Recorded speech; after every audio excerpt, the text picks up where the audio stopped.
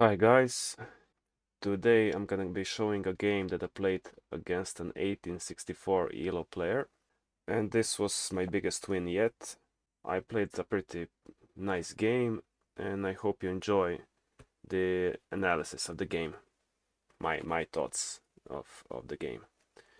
So let's get into it. First is the opening. I always play the Catalan system, sacrifice this pawn at the beginning so my opponent can take or play, I don't know, knight here. He can play, I think, everything here. It doesn't matter. It doesn't really matter that much. So he just defends. I develop my knight. He develops his, and I push the pawn. So the point of the Catalan opening is to put the bishop here so he can monitor this diagonal. That's why I want him to take this. So the diagonal is a little bit weaker. So he takes, and I push the pawn. Mainly because if he pushes, I want to take, and I can show it, if he pushes the pawn, I can take, and if he takes, this diagonal is completely open. So he develops his knight, I develop my bishop, and he pushes the pawn to enable his, not here, to enable his bishop.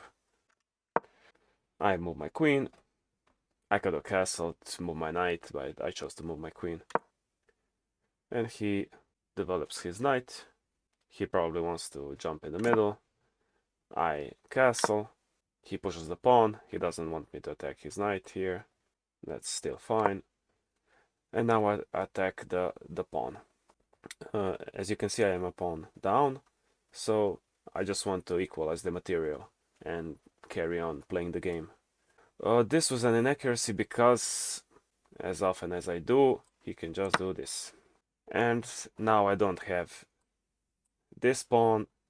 He defends this pawn twice, and I attack twice.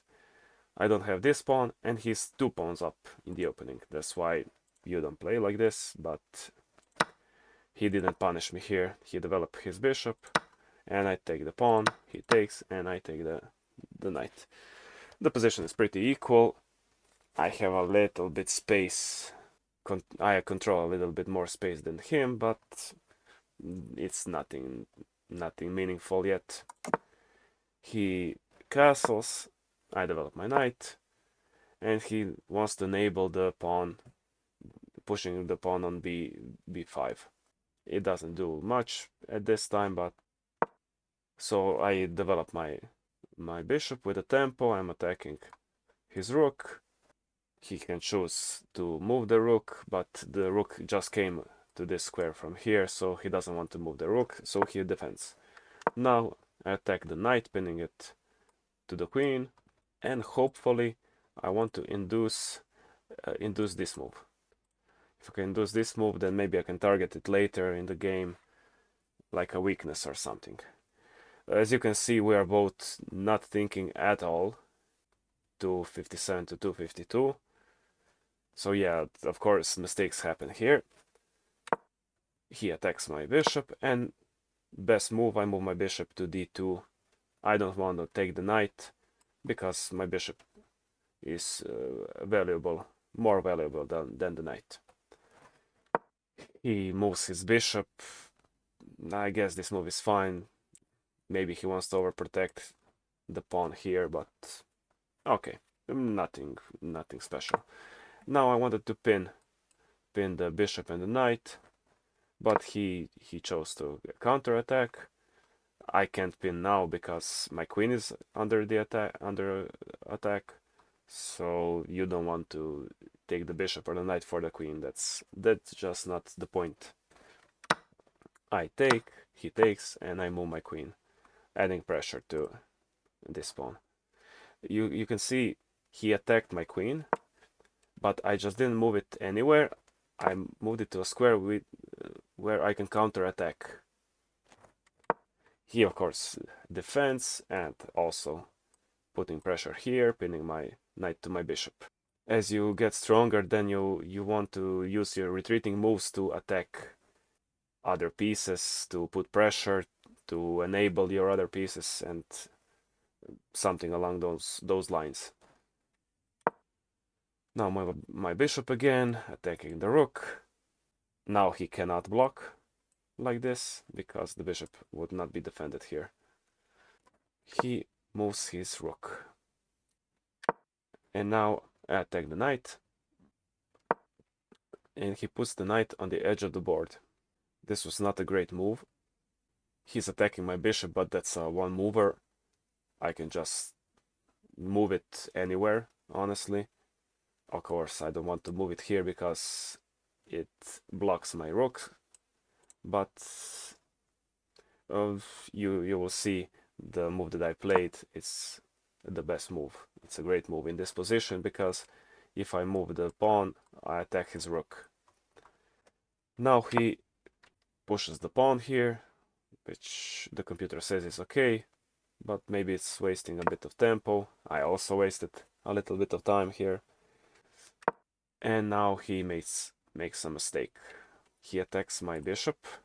You probably, as black, always want to trade this bishop, because he's strong, he's patrolling the whole board, and that's my opponent's idea in this position, but it was not the time to do this. So now I push the pawn, attacking the bishop, the rook, and adding pressure to this here pawn, but it doesn't matter as much. He takes my knight, and I take the rook.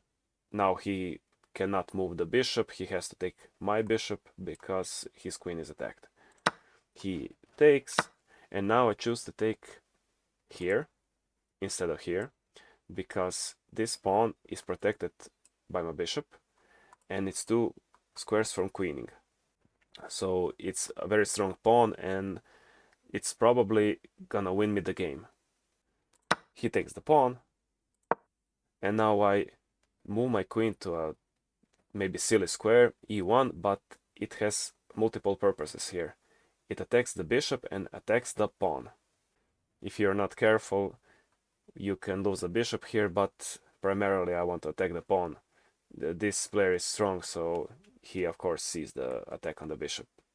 Now my opponent takes, and I counter take. As you can see, I didn't just move my rook, which is attacked. As Gotham Chess likes to say, danger levels, I counter-attacked his queen and get a pawn in the process. He moves his queen. Now I move my rook, pinning his bishop to the pawn. He moves his bishop, attacking my queen, but it doesn't matter because I take with the queen. I take with the queen. Now I'm attacking his queen. I can move my rook later here, pinning his bishop to his queen. Then the rook is supporting the pawn. This rook is also active. Bishop is active. Queen is active. Pawn is two squares from promotion. And his 2 pieces are active. His knight is nowhere. His rook, okay, it can join in one move, but it's nowhere, honestly. So he decides to take. We exchange queens. He tries to activate his knight, but it's too late. I attack his bishop. And tragically, he moves his bishop to d2, where I attack with my rook. Only square is here, and then I move like this, and then I move my king and take his bishop. But honestly, it doesn't even matter. It doesn't even matter because the game is over. This pawn is supported, so the game is just lost for my opponent. Even in this position, it was -4, -5 for my opponent. So yeah, some final thoughts about this game.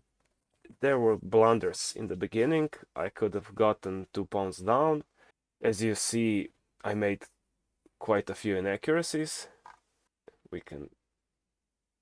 can see, yeah, 1 miss, 0 blunders, and 0 mistakes a few inaccuracies here and there, but honestly, some good moves.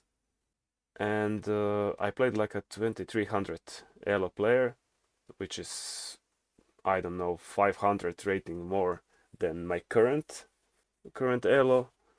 And my opponent also played better than his elo. He played like a 2000, so it was a very tough game. As well, I played 88.1% and he played 79.3%. So it was a combative game, but fortunately I won. Hopefully, hopefully I can maintain this level of play so I can reach the desired 2000 elo. But we will see. Only time will tell. So guys, this is the first video which I made with my real voice. I hope you enjoyed and see you next time. Subscribe, like, and I'm open to all of the questions you can ask. So ask away. See you next time.